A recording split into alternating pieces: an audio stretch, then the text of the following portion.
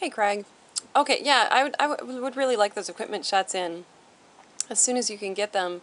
Because right now, not all, but in many of the images, it's actually very difficult for me to tell if you're using available light or your light. Like here I can tell, these are all with additional light because I can just tell by the colors of the shadows that there's a shift in color. Some of the shadows are bluer than others. So excuse me, so I know that they're being cast by the incandescent lights. And then here I think I see the incandescent lights reflecting on the wall and in some of the images, like you said I would in some of the frames. Oh yeah, and I guess there's a considerable shift in brightness too, huh? Okay, no, yeah, so I think I can tell. So these are available and then these are with added light, I think.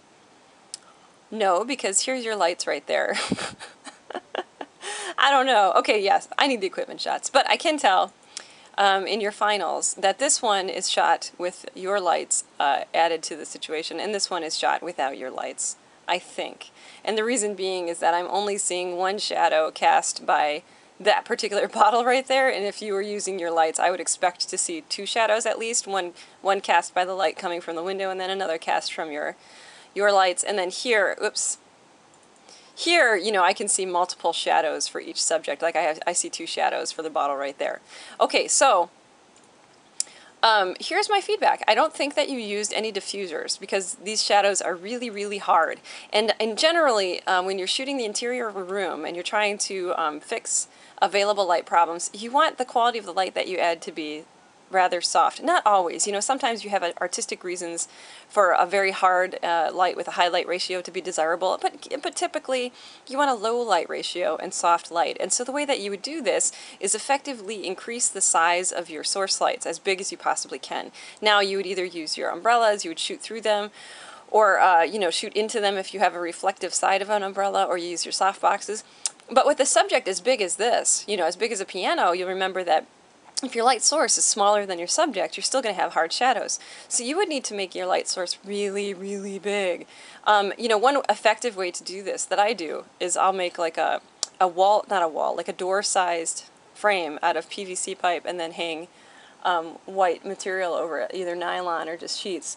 And it has to be, a pretty clean white so it's not shifting your white balance, but that will effectively increase the size of your lights considerably and soften the shadows. And it's just a fantastic tool to have and very collapsible as well. It travels well. So that would be my feedback here. I find that the shadows are really just too hard. I also think that composition's a little strange. Because we're at the bottom of the piano cut off, and then there's a lot of empty space right here that's not really doing anything. Same here. There's just a lot of half the image almost is empty space. So that's kind of strange. I think this is a pretty decent composition. I'll tell you where I think your best compositions are here when you're just giving us shots of all the equipment that you hauled over. I think that this part of the room I would have loved to have seen. Some available light and then some tungsten lighting shots of any of these compositions personally, or like these two are really, really nice here with the full shot of the piano. I think that you could do a lot with your lights to like light in those dark shadows down there, and then leave this light as it is. It's actually quite nice up on the wall, and then just add light down low to solve those problems with big diffusers. And you'd probably just put your lights right on the ground, and then literally hold a big white sheet in front of them out of the image frame, and you'd have something really nice there.